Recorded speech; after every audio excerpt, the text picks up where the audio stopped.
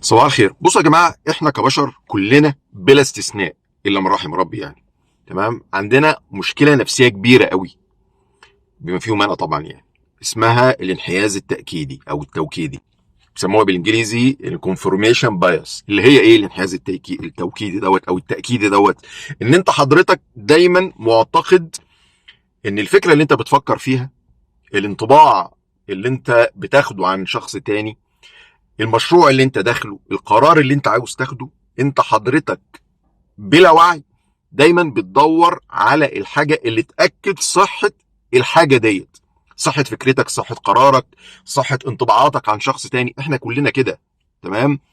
دي مشكلة كبيرة جدا يا جماعة، اللي انت حضرتك بتوقع نفسك في مشاكل، تمام، وبتوقع الاخرين في مشاكل. هديك مثال بسيط جدا. مدير حضرتك او زميلك في الشغل لما يجي ياخد قرار، تمام، وهو متاكد ان القرار ده اصح قرار وافضل قرار ويبتدي يجادل معاك، تمام، اوكي، يبتدي يجادل معاك ان هو ده اصح قرار، مفيش اي حاجه، وانت تبتدي تعرض عليه بعض الحقائق اللي هي مضاده للقرار دوت، او اللي هي بتدحض زي ما بيقولوا كده، بتدحض الفكره بتاعته او قراره دوت. هتلاقيه هيتحول الى انسان دفاعي جدا، وبيدور لك على كل الحاجات اللي تثبت ان فكرته دي مظبوطه. تمام، كل البشر كده. انت حضرتك لما تيجي تاخد قرار عايز تسيب شركتك، ليه عايز تسيب شركتك؟ عايز تستقيل وتبتدي تدور على شغل جديد. ليه يا ابني عايز تسيب شركتك؟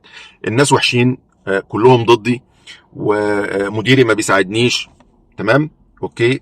على فكره ممكن يكون ده صح يعني، وممكن يكون غلط. خلي بالك، ممكن تكون انت حضرتك متوهم، وهتبتدي تقول لي كل الدلائل والقرائن والتي تثبت ان انت صح، ان انت مظبوط، ان الناس دي وحشه، وان انت لازم تمشي. تمام. انما لو انا جيت اتناقشت معاك، تمام، وبدات ان انا افكرك ببعض الحاجات، تقول له مثلا طب هي الشركه دي مره اديتك تريننج مثلا في حاجه، يقول لك اه بس مش ده الاستثناء. اول ما تسمع كلمه استثناءات دي امسك فيها بقى، اعرف ان هنا في مشكله. فاحنا يا جماعه الانحياز التأكيدي دوت، ان احنا منحازين لافكارنا ومعتقداتنا ومذاهبنا. لازم حضرتك دايما تكون في حالة تشكك. ادي لنفسك فرصة ان انت تفكر في المميزات وفي العيوب. يا جماعة احنا بشر بنغلط عادي، مفيش حد معصوم من الخطأ، ومفيش حد من السبع مليار او السبع مليار وشوية اللي موجودين على وجه الارض دول ما يقدرش يجزم لك 100% ان قراره دوت هو القرار الصح. ما ينفعش. هو هيستنى ما ياخد القرار وهيشوف نتائجه. يا جماعه المواضيع دي فعلا بتخسر وقت وفلوس، وبتخسر علاقات، بتخسر حاجات كتيره جدا. فانت ادي لنفسك فرصه ان انت تكون انسان متشكك. يعني ايه انسان متشكك؟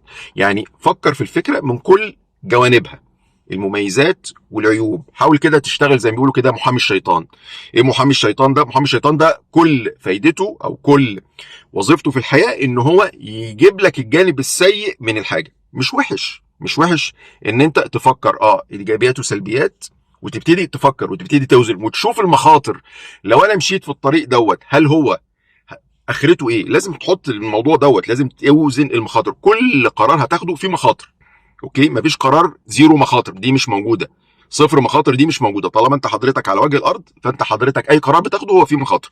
شوف مميزات وعيوب، تمام، ناقش مع الناس، دور في الانترنت، دور على ما يضحد فكرتك، شوف الديفوهات والاخطاء اللي في فكرتك وابتدي تعامل معاها، ابتدي صلح منها. ما عرفتش تصلح منها، ابتدي شوف المخاطر. لو انا خدت القرار دوت، هل هيوديني في حاره سد زي ما بيقولوا، ولا في احتماليات ان هو ينجح؟ وبرضه خلي بالك لو فشل، تبعات الموضوع ده هيبقى عليك ازاي. لو انت فكرت في الموضوع دوت هتفرق معاك كتير قوي.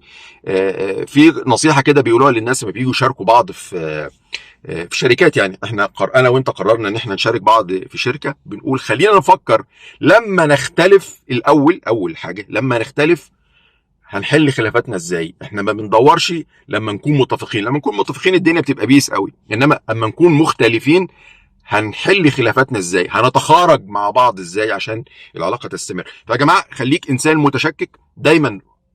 اعرف ان فكرتك مش احسن حاجه، تمام، في ايجابيات في سلبيات. اوزن المخاطر وتوكل على الله. السلام عليكم.